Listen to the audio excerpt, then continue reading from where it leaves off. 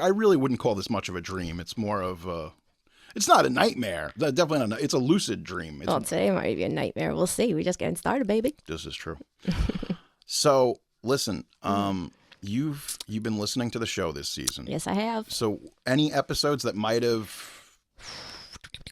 Yeah, the Exorcist one, it was about like how bad the second one was, and the people walked out of the theater, and I was just envisioning that while I was cleaning my house, and I'm like, I can't wait to release my own films, and actually I'm in films that are cringy, but I want to do screenings and just make it so bad that people walk out and revolt, just like that movie. So that was very inspiring for me, and I didn't know that, it was thought of to be so bad. No, I mean, look, it hard act to follow. You see what I'm saying? Mm-hmm. People really did not like The Exorcist 2. They freaked out. There was damn near a riot in that theater. Right. It's crazy. And everybody, the producers, they all had to be ushered out. I mean, just thinking about that.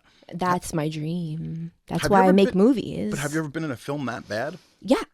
I mean, I didn't see it, so I don't know. I mean, I can't compare what you don't know. It's not terrible. No, I'm in some really bad films, and the ones coming out, I don't know if there's anything coming out that's so bad, but no, there's a lot of stuff I do that's bad, but that's why I do it, because I love it. It's what I wake up for.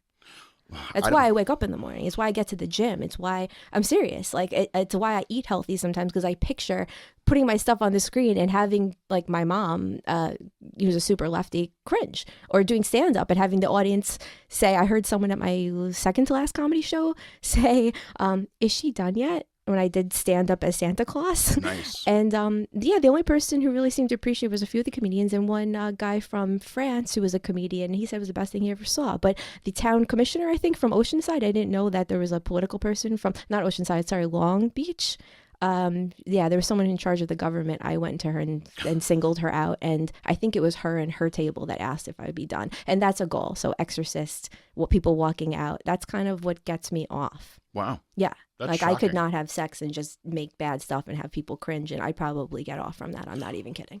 I think when you talk about people making bad stuff, there is, I think the best of the worst, so to speak, like Red Letter Media, the best of the worst is really when you have people who have set out to make something with passion in their hearts, and they try to make something good. I think that's why like stuff like The Room really works, because people set out seriously with serious intention and passion. The best.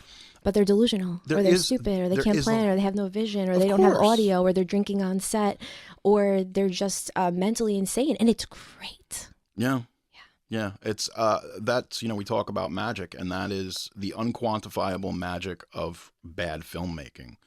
Look, I love it too. There's something that is, I think, I don't know what it is, because there's all this cringe content now, but a lot of it is I think, I don't know what it is, because there's all this cringe content now, but a lot of it is manufactured bullshit. Yes. It's not real. Yes. There is an intention for cringe. I think what I'm talking about is when people really go out there, they put themselves out there, and they're like, hey, this is serious. Like, I really, I think I'm going to be the next action star. I think I'm going to be the next big thing. And to me, you obviously, you have to, look, I've been dealing with the arts my entire life now, and it doesn't matter whether you work in marketing, whether you work in acting or music. People in the arts are fucking weird, right? Like there has to, like everybody to a degree has like some kind of damage, right?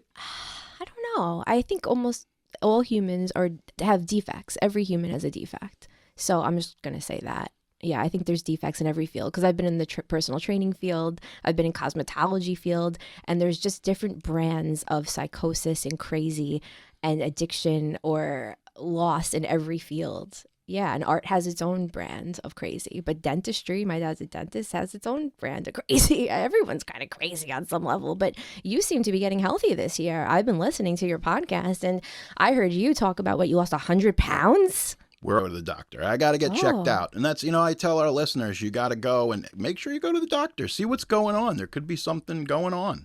You don't want nothing going on, but there could be something going on.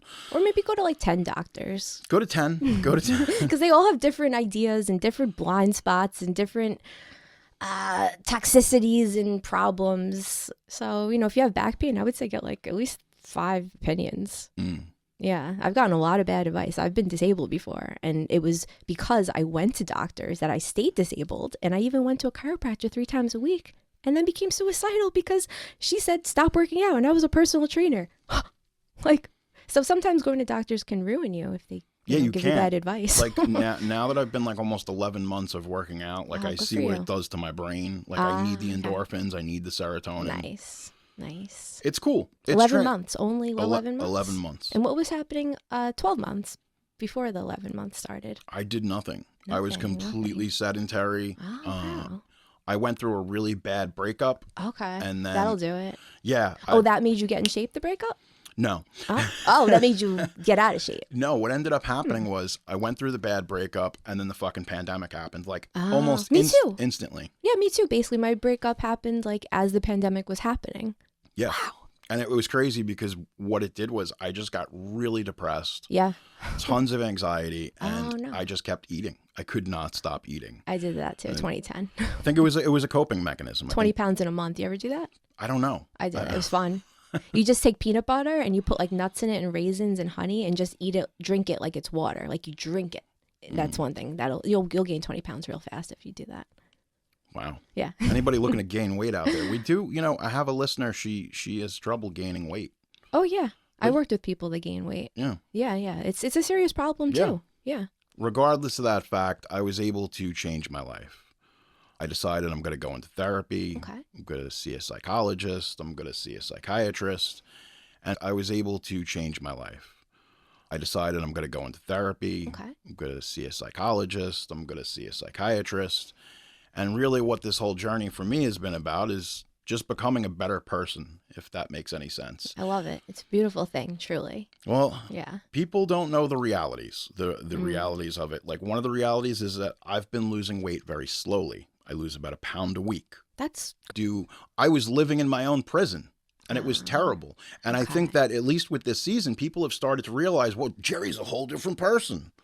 And your last episode popped. I told you that before we started. I was like, your energy was up because this is what I did. I wrote a health guidebook and I can tell. There's one thing I can tell, and I've never been off. I can kind of tell what someone's eating, what they're up to, just by listening to them and being in the same room for about 10 minutes.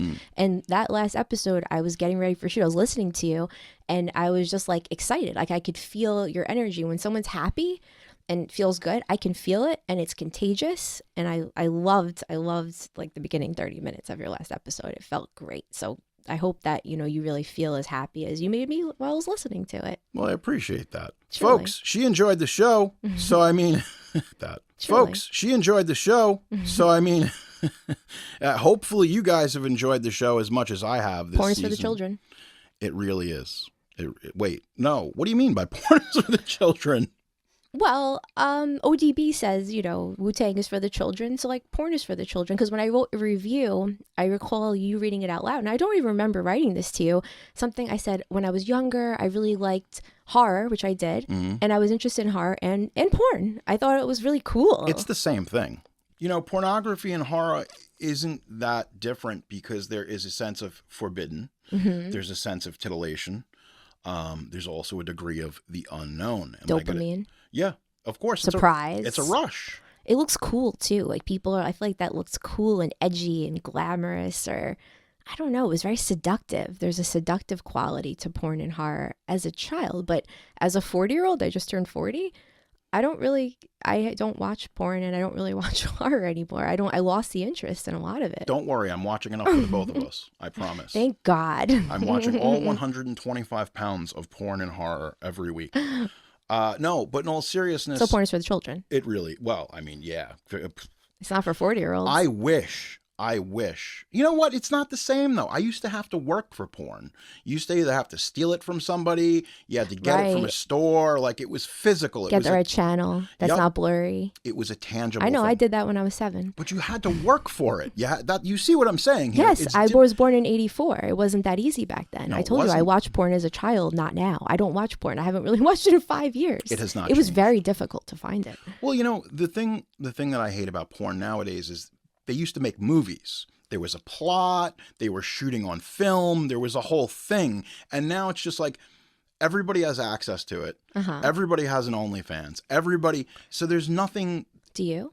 What's that? Not yet. Why not? Not, that's the end goal. I've just been here because I was hoping you had an OnlyFans. The end goal of the offering is to, I have to just keep losing weight and getting in shape, and then I'm totally going to show my butthole. Yeah? Do you see what I'm saying? Collab with people?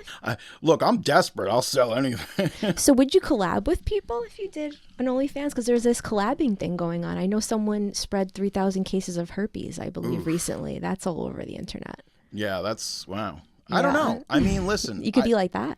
I think I'm a mercenary. I think that I am, for hire. If it looks good on paper and it seems profitable, I would probably do it because that's just the type of person that I am. OnlyFans might look good on paper. I guess it depends on who your parents are. I don't know. No, I'm just saying, like, it's for OnlyFans, so it's for them. It's what it in theory, right? It's like the Democratic version of like, we want to see X and you will do X, and it's like the highest bidder. Like somebody's like, hey, like stomp your feet in peanut butter, right? Like I'm gonna do it. I'm going to do it. I don't know who wants that, but if they're willing to pay for it, I'm totally going to do it. I'm down to stomp my feet in some peanut butter later for I'll do it for $20. Yeah. I'm not greedy. Jen, $20. You're really, really bidding yourself low. I'm trying to be fair. I'm not a greedy person. After taxes, after producer Pete gets his cut. I'm in a position in life where I can afford to do a $20 peanut butter stomping. I can do it. Well, I'm okay. I'm willing to do it for 19, just so everyone... We could collab. You want to collab on that? We could collab. My first collab on OnlyFans could be peanut butter stomping with Jerry Hart. That'd be so weird. I feel like it's a strange thing to start with, but you know what? It's kind of like I said, if that is what the people want, that's what they're gonna get. Nah. You know what though? It's not that great. I've got a pretty big gay audience. Oh, really? I'm just saying. I'm putting it out there. Gay women or men? Men. Yeah, gay men don't like me. Really? I mean, some do, but a lot of them don't. I'm big. Yeah, those are not I would my be a main bear demographic. in the gay community. What's your feel? Like, the gay men like you? Yeah. Really? Yeah. I get hit on by primarily men, and hey, look. Really? They've got good taste, but also most men are just horny, so they're just like, like I could just be another jump off. Seriously. Seriously. The offering where we make dreams come true. Seriously, you think I joke?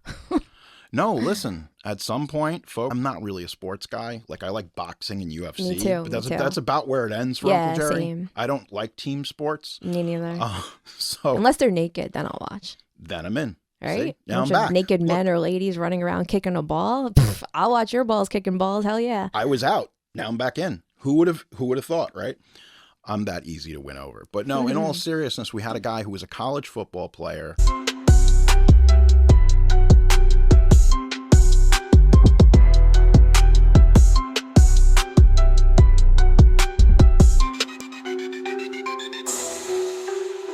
A lot of times